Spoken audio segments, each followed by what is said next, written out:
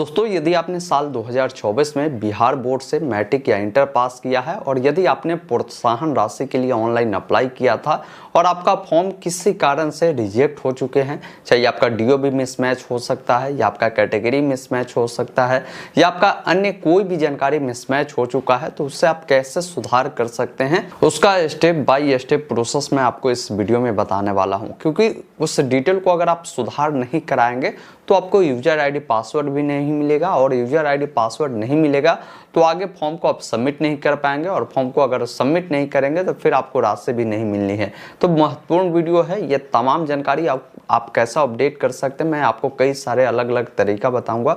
उसमें से जो तरीका आपको सही लगे उस तरीका को फॉलो कर आप अपनी तमाम डिटेल को अपडेट करवा सकते हैं। वीडियो अगर आपको पसंद आए तो इसे लाइक और शेयर अवश्य कर दीजिएगा। इस प्रकार की लगातार अपडेट के लिए चैनल को अवश्य सब्सक्राइब करेंगे ताकि आने वाली सारी अपडेट की जानकारी आपको मिलती रहेगी।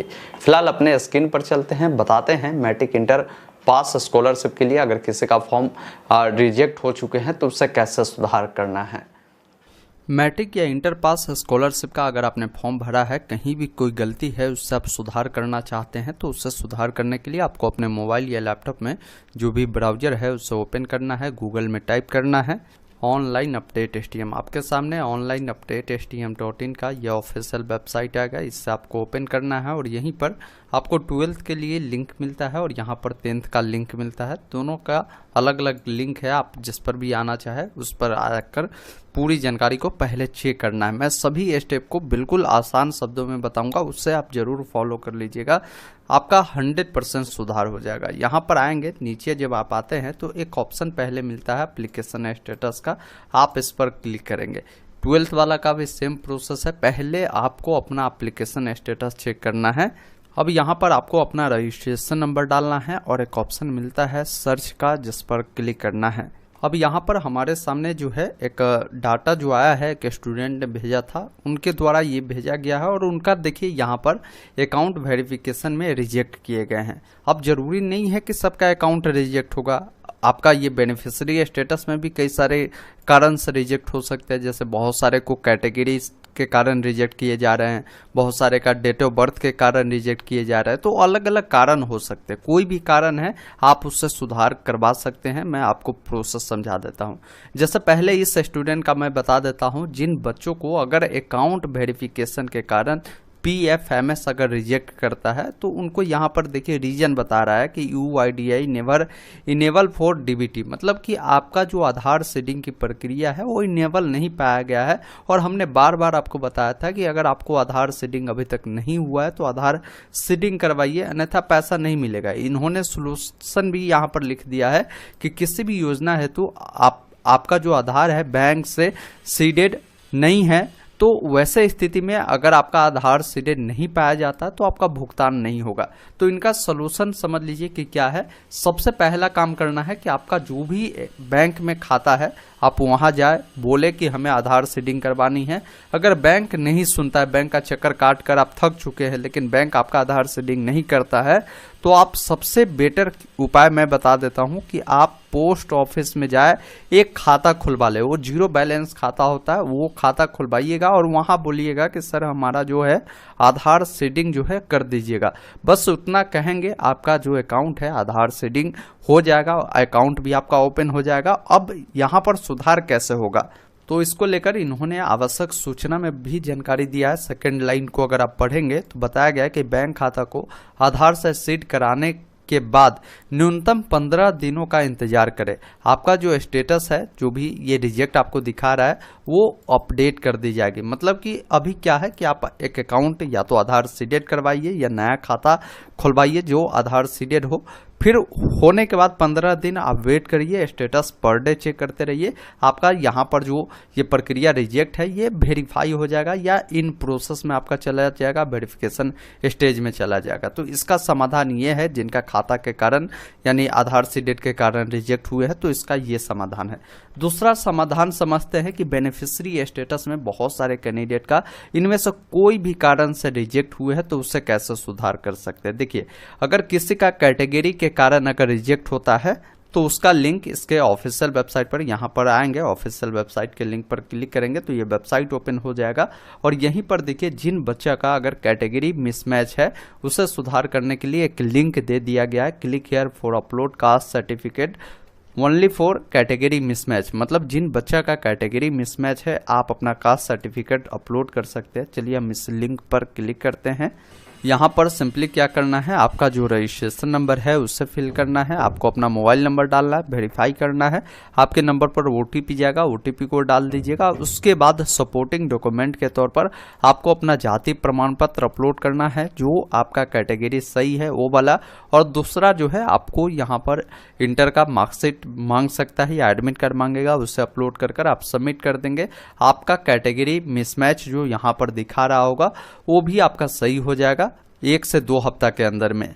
अब उसके अलावे मान लीजिए आपका नाम के कारण, पिताजी के नाम के कारण, मार्क्स के कारण, इन सब कारणों से रिजेक्ट हुआ तो आपको क्या करना है, तो आपको सिंपली क्या करना है, चेक एप्लीकेशन स्टेटस वाले पर ही क्लिक कर अपना रजिस्ट्रेशन नंबर जब डालेंगे तो इस प्रकार जो रजिस्ट्रेशन आपका खुलता है, आपको सिंपली नीचे स्क्रॉल कर आना है। यहाँ पर एक ऑप्शन मिलता है click here for check your detail, जिस वाले लिंक पर आपको क्लिक करना है। उसके बाद आप देखेंगे यहाँ पर एक लिंक मिलता है, किसी भी प्रकार की समस्या अथवा जानकारी के लिए यहाँ क्लिक करें, आप इस वाले लिंक पर क्लिक करेंगे। उसके बाद जिस भी कारण से आपका फॉर्म रिजेक्ट हुए हैं इसको लेकर आप अपना ग्रीवियंस जो है आप यहाँ पर दे सकते हैं, मतलब आप शिकायत दर्ज कर सकते हैं।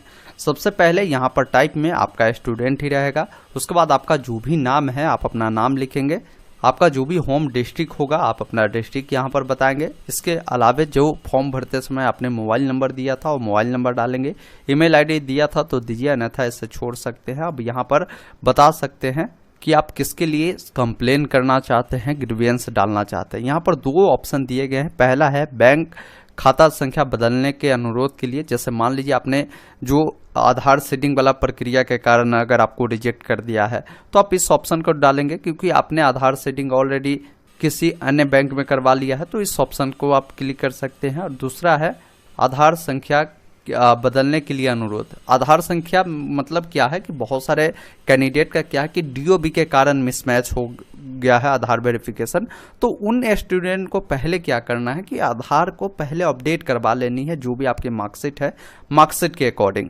उसके बाद आप इसके लिए भी रिक्वेस्ट डाल सकते हैं। तो जो भी आपको ये कंप्लेन करना है, ग्रीवियंस डालना है, उस ऑप्शन को क्लिक करेंगे।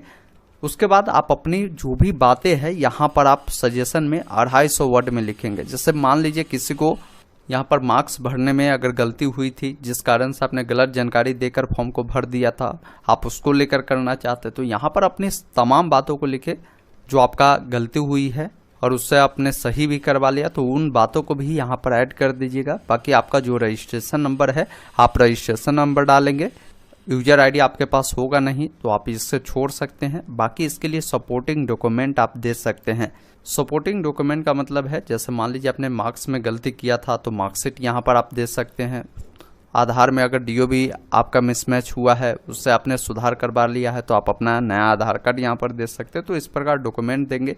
इसके अलावा आप अपना मार्कशीट को भी अटैच कर देंगे। 1 से अधिक भी डॉक्यूमेंट यहाँ पर आप अटैच कर PDF बनाकर यहाँ पर अपलोड करेंगे और यहाँ से सबमिट कर देंगे। इससे आपकी जो कंप्लेन है ये चली जाती है मेघासॉफ्ट के जो टीम है उनके पास, और वो आपकी जो भी डिटेल आपने यहाँ पर बताया है उससे चेक करता है। चेक करने के बाद अगर आपकी डिटेल सही पाई जाती है, सपोर्टिंग डॉक्यूमेंट आप देते हैं, तो वो क्या करते हैं कि आपका जो भी रिक्वेस्ट है उसको एक्सेप्ट कर देते हैं और जो भी कारण से आपका रिजेक्ट हुए हैं उससे वो सुधार करने का काम कर देते हैं। तो ये भी तरीका है। अब इसके अलावा मैं बता दूं, आप यहाँ से तो रिक्वेस्ट डाल ही दीजिए।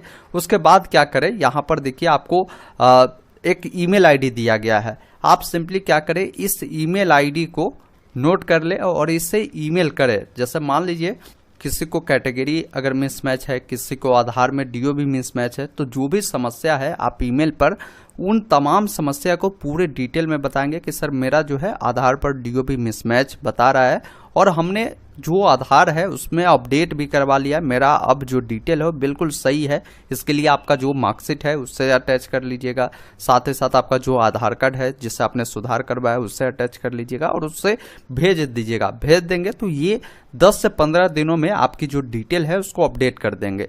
उसके अलावा मैं बता दूं जिनका कैटेगरी मिसमैच है तो अगर आप ऑनलाइन खुद से सबमिट कर देते तो ठीक है, नहीं तो आप यहाँ ईमेल भी कर दीजिएगा, जो ईमेल आईडी यहाँ पर दिए गए हैं इस पर, और अपना जो कैटेगरी सर्टिफिकेट है उससे अटैच कर दीजिएगा, अपना मार्कशीट अपलोड कर दीजिएगा जो नेट वाला हो, क्योंकि ओरिजिनल आपके पास तो होगा नहीं, जो है वही अपलोड कर दीजिएगा, एडमिट कार्ड दे दीजिएगा। तो इससे क्या करें, मेल करें। तो ये 2-3 तरीका है जिस माध्यम से कर सकते हैं।